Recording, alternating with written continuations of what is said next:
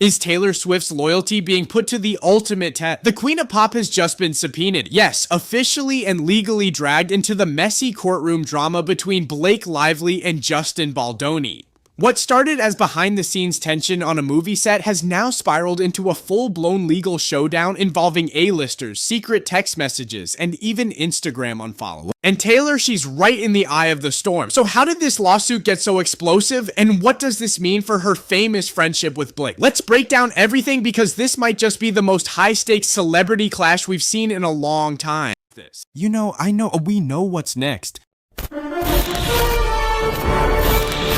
Taylor Swift has just been legally pulled into one of the most unexpected celebrity lawsuits of the year, and fans are absolutely spiraling. What started as behind-the-scenes drama on the set of It Ends With Us has now dragged the world's biggest pop star straight into the courtroom. Yes, Taylor has been officially subpoenaed in the legal battle between Blake Lively and Justin Baldoni. No rumors, no speculation, this is real, legal, and happening. For weeks, her name had been floating around in whispers tied to the case, but now it's front and center. And the timing couldn't be messier. With her record-breaking Eras tour still dominating headlines, Taylor being forced to respond to a lawsuit she had no creative involvement in is not only wild, it's sending shockwaves through Hollywood and Swiftie Nation alike. The biggest question now, what exactly does Taylor know, and will she be forced to testify against one of her closest friends? To understand how Taylor Swift ended up in the middle of this legal whirlwind, we need to rewind to where it all started. The increasingly messy fallout between It Ends With Us co-stars and producers, Blake Lively and Justin Baldoni. What was supposed to be a buzzy book-to-film adaptation quickly turned sour behind the scenes, with creative disagreement spiraling into a full-blown legal battle. At the center of the lawsuit, Blake allegedly demanding more control over the script, particularly a key rooftop scene she reportedly rewrote herself. According to Justin's complaint, Blake not only penned her own version, but presented it during a private meeting at the Manhattan penthouse she shares with husband Ryan Reynolds. And here's where things get layered. Justin claims that not only was Ryan there, but so was Taylor Swift.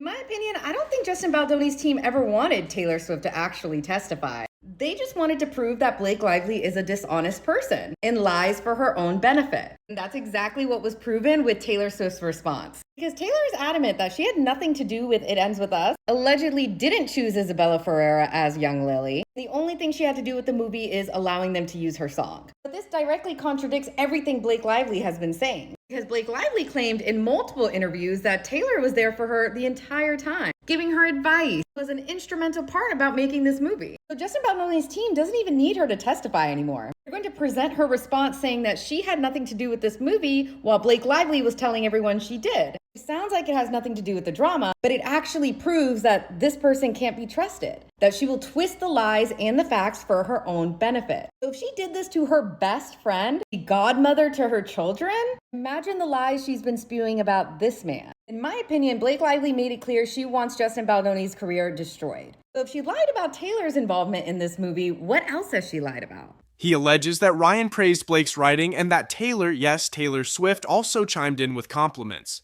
The implication? Blake was using her inner circle of A-list powerhouses to indirectly pressure Justin into accepting her version of the script, and it didn't stop there.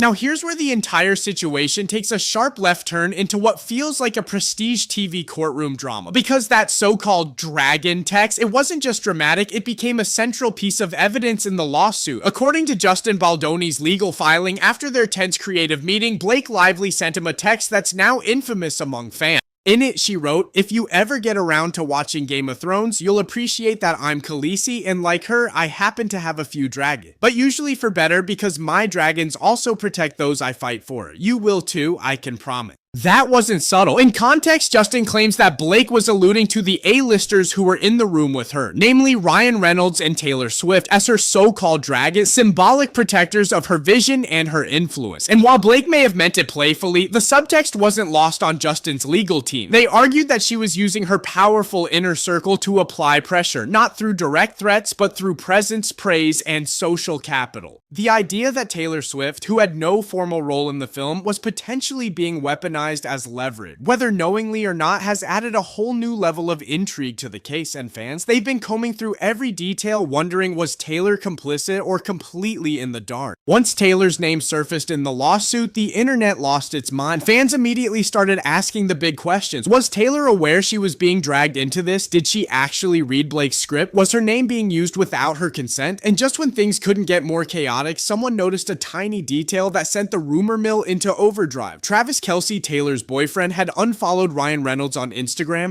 That's all it took, one unfollow, and suddenly social media was flooded with theories. Was there a falling out? Had Taylor taken sides? Was there real drama between Blake and Taylor bubbling beneath the surface? At the time, insiders tried to squash the fire, claiming Blake and Taylor had experienced some friendship tension early in the legal mess but had since made up. Blake reportedly believed that they would come back from this and that their friendship wasn't over for good. But Swifties weren't convinced. The vibe had changed. Old interviews were being dissected, fan accounts were pulling up clips of Blake mentioning Taylor during press junkets for It Ends With Us, and everyone was trying to piece together whether Taylor had knowingly been used as a pawn or was blindsided like the rest of us. By the time the subpoena hit, the fan theories had evolved from fun speculation to full-on damage control, and the million-dollar question remained, where does Taylor really stand in all this? After weeks of rumors and escalating speculation, Taylor Swift's team did something they rarely do. They broke their silence. In a highly unusual move, her reps issued a formal statement slamming the subpoena and clearing up exactly what Taylor's involvement in It Ends With Us actually was. According to her spokesperson, Taylor never stepped foot on set. She had no hand in casting, no role in editing, and didn't give a single creative note. The only connection, she licensed one song, My Tears Ricochet, for the soundtrack, something 19 other artists also did. Taylor Swift has officially been subpoenaed in the Blake Lively-Justin Baldoni legal drama. Now, there have been rumors over the last several months that she would be subpoenaed because her name is briefly mentioned in the lawsuit, and Baldoni alleges that she was at the penthouse apartment when Ryan Reynolds and Blake Lively made some of the comments that he discusses in his lawsuit. But now she has officially been subpoenaed, meaning she will be deposed and will potentially have to testify when this goes to trial in March 2026, which it looks like is going to happen. In response, a spokesperson for Taylor Swift said, Taylor Swift never set foot on the set of this movie. She was not involved in any casting or creative decisions. She did not score the film. She never saw an edit or made any notes of the film. She did not even see It Ends With Us until weeks after its public release and was traveling around the globe during 2023 and 2024, headlining the biggest tour in history. And then they said the connection Taylor had to this film was permitting the use of one song, My Tears Ricochet. Given that her involvement was licensing a song for the film, which 19 other artists also did, this document subpoena is designed to use Taylor Swift's name to draw public interest by creating tabloid clickbait instead of focusing on the facts of the case. Which very well may be true, but what that statement fails to mention is that Taylor is mentioned in the lawsuit. So this isn't necessarily Baldoni bringing Taylor Swift in. She was brought in because Blake Lively said that she was one of her dragons and mentioned that Taylor liked her edits to the rooftop scene. Had she never made that comment to Justin Baldoni and used her friendship with Taylor, saying that, well, if Taylor liked it, you should like it, essentially, then Taylor would have never been brought into this. So while yes, this may be to generate headlines, it also is because she was included in the lawsuit because of Blake Lively pulling her in initially. The statement was blunt and unflinching. Taylor, they said, never saw an edit, never reviewed a script, and didn't even watch the film until weeks after its public release. At the time the movie was being finalized, she was traveling the world on a record-breaking Eras tour, hardly available to get involved in the behind-the-scenes drama. The spokesperson didn't hold back, calling the subpoena a publicity stunt designed to generate tabloid interest rather than something grounded in legal necessity. This wasn't just a denial, it was a public distancing. Taylor's camp made it crystal clear. She wants no part in this chaos, but despite her effort to slam the door shut, the damage may already be done. Because in the world of celebrity lawsuits, sometimes just having your name in the mix is enough to cause a media explosion. And Taylor Swift's name, that's nuclear. So what does a subpoena actually mean for Taylor Swift? It means that, like it or not, she's now legally entangled in this lawsuit, and that comes with serious consequences. Taylor is now required to participate in some way, whether that means giving a deposition under oath, handing over relevant documents, or in the most dramatic scenario, testifying in court. While it's still unclear if she'll actually be called to the stand, the possibility is now officially on the table. Of course, her legal team is expected to fight back hard. They've already slammed the subpoena as a clickbait tactic, and they'll likely challenge it or work to limit the scope of her involvement. But even if Taylor never steps foot in a courtroom, her name alone is now part of the case file, and that adds a level of pressure and public scrutiny no one on Blake's team can ignore. And let's not forget, this isn't just about legal strategy, it's about optics. The minute Taylor was named, this lawsuit shifted from a private dispute into a full-blown celebrity spectacle. Suddenly, it's not just about script rewrites or creative clashes, it's about loyalty, fame, and the ripple effect of being part of one of the most elite circles in Hollywood. Whether Taylor ultimately testifies or not, her forced involvement has already raised the stakes for everyone involved, and there's no turning back. As Taylor's team pushes back, Blake Lively's legal team is doubling down. In a new statement this week, Blake's attorney Mike Gotottle made it clear they're preparing for a showdown. When asked if Blake will testify, his answer was blunt. Yes, he called the trial the ultimate moment for Blake's side of the story to be heard and confirmed that she fully intends to take the stand. But Blake won't be alone. Gotottle also teased that there are multiple witnesses who were either present or directly experienced misconduct tied to the events in question, and their testimonies are coming.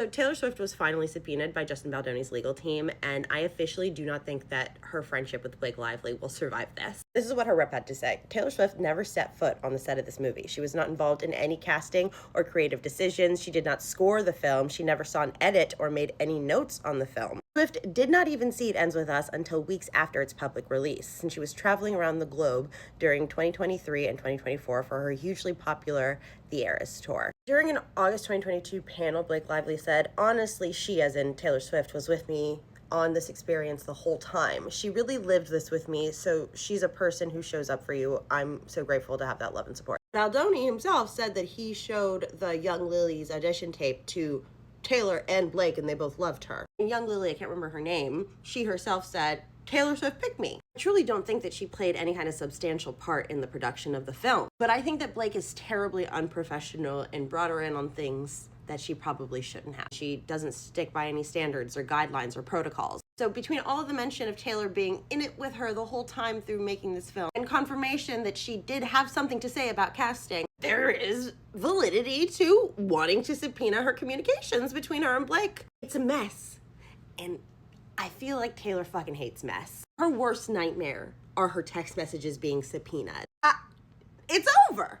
It's over for Blakey and Tay-Tay. With discovery now underway, both sides are preparing to dig deep. That means depositions, text messages, emails, production documents, everything is fair game. Gotottle emphasized that Blake's team will be taking depositions of the defendants too, signaling that no one is off limits. And while it's still unclear if Ryan Reynolds will be pulled into this directly, their legal team is actively working to dismiss any claims involving him. For now, that part remains unresolved. As the headlines obsess over Taylor Swift, unfollows, and dragon metaphors, Blake Lively's legal team is trying to shift the spotlight back to what they say this case is really about: retaliation. According to Blake's attorney, all the celebrity noise, the Taylor subpoena, the Ryan Reynolds speculation, the viral fan theories is being used as a smokescreen. He claims that once Blake spoke up about harassment and mistreatment behind the scenes of It Ends With Us, she became the target of a calculated campaign to discredit and isolate her. The lawsuit, in their view, is about standing up to that. But in the court of public opinion, it's not so simple. The second Taylor's name entered the mix, the lawsuit morphed from a private labor dispute into a tabloid saga. Now, people aren't just watching for legal justice. They're watching for celebrity fallout. Will Taylor take the stand? Will Blake and Ryan's reputations take a hit? Could this fracture Hollywood's tightest inner circle?